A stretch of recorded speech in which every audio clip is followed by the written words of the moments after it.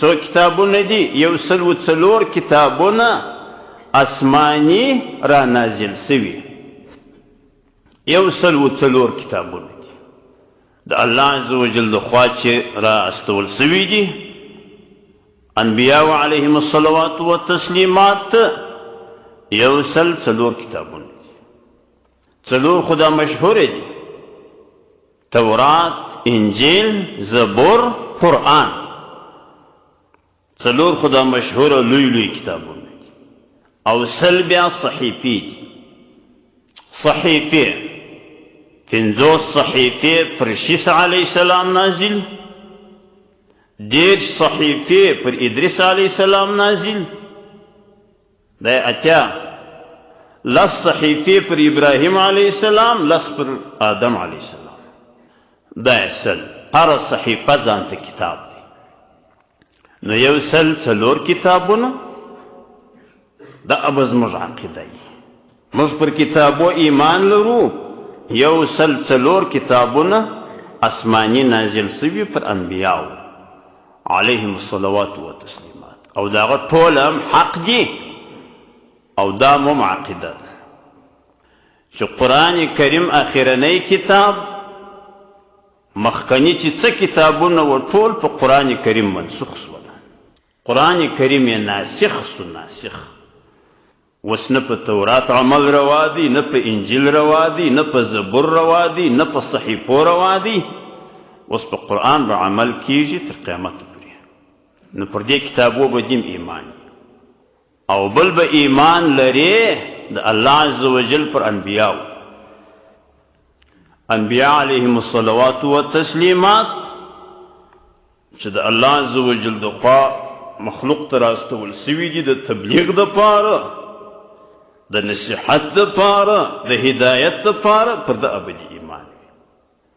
یو نبی دی، یو رسول دی. دا سره جلا کړي نبی او رسول. نبی هغه څوک دی چې د تبلیغ دپاره راستول سوی وي، که نوی کتاب ورسره وي که نوی ورسره. رسول هم دغه نبی دی، البته چې یو څه زائد صفت ورسره وي. هغه څه شي؟ هغه داسې صفت وي چې یا نوی کتاب ورسره وي یا د یو مخصوص قوم د مقابلې دپاره راستول سوی. دغه بیا رسول دی. نبیان څو دي؟ د ابوذر غفاري رضی الله عنه په روایت کې دي چې د پیغمبر علیه السلام څخه پوښتنه وکړله چې انبیا څو دي؟ هغه ویل 1,40,000 تقریبا شاوخوا دغه انبیا دي. رسولان څو دي؟ 314 رسولان، 1,40,000 انبیا علیهم الصلوات والتسلیمات. دا به زموږ عقیده وي. 1,40,000 تقریبا انبیا راغلي دي، 314 رسولان راغلي دي. دا زموږ عقیده ده. دا هم د ایمان یو ټوټه. او دا به مو عقیده وي چې انبیا د ګناهو څخه پاک دي. مخکې در نبوت، وروسته در نبوت، نه صغائر ګناوې کړي دي نه کبائر کړي دي. دا زموږ عقیده ده. او دا به مو عقیده وي چې په ټولو انبیاو کې افضل د انبیاو در معلوم دي زموږ پیغمبر علیه السلام دی. په 1,40,000 انبیاو کې اشرف د انبیاو، افضل د انبیاو پیغمبر علیه السلام دی. قرآن راته وایي چې دی اشرف د انبیاو دی. اعوذ بالله من الشیطان الرجیم. بسم الله الرحمن الرحیم. تلك الرسل فضلنا بعضهم على بعض منهم من كلم الله ورفع بعضهم درجات. مفسرین کرام لیکي چې د بعضهم څخه پیغمبر علیه السلام مراد دی. ورفع بعضهم درجات. ټولو انبیاو کې زموږ د پیغمبر علیه السلام مرتبه لوړه ده.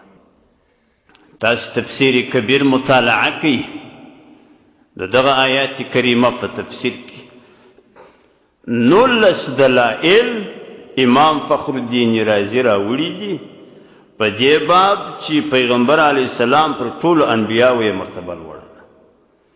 د دې دپاره 19 دلایل دي.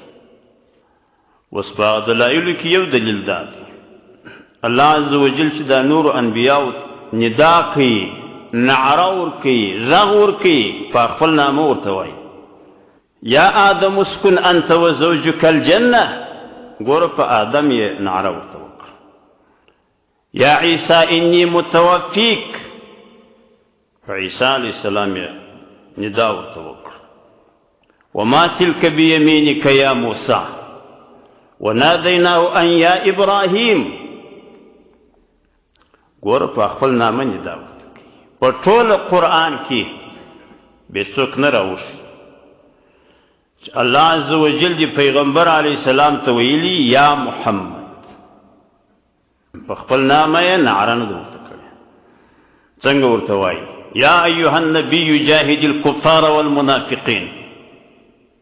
په یا ایها النبی ورته وایي یا ایها الرسول بلغ ما انزل الیک. یا ایها الرسول یا ایها النبی. موږ ورته کې قانون دی دا زموږ ستاسې په عرف کې که یو څوک راولاړ سي یو زوی دی پلار ته په خپل نامه ووایي دا بې ادبي نه بولي چې پلار ته په خپل نامه وغږ کړي بې ادبي ده.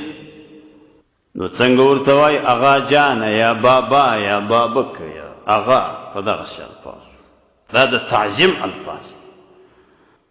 دا هم د پیغمبر علیه السلام عظیم جلالت دی چې الله عز وجل په یا محمد نه ورته وایي یا ایها النبی یا ایها الرسول. نو په ټولو انبیاو کې افضل د انبیاو محمد علیه السلام دی. نو د ایمان بله ټوټه دا ده چې پر ټولو انبیاو به دې ایمان وي چې انبیا سته. انبیا راغلي دي د پاره د تبلیغ، د پاره د هدایت.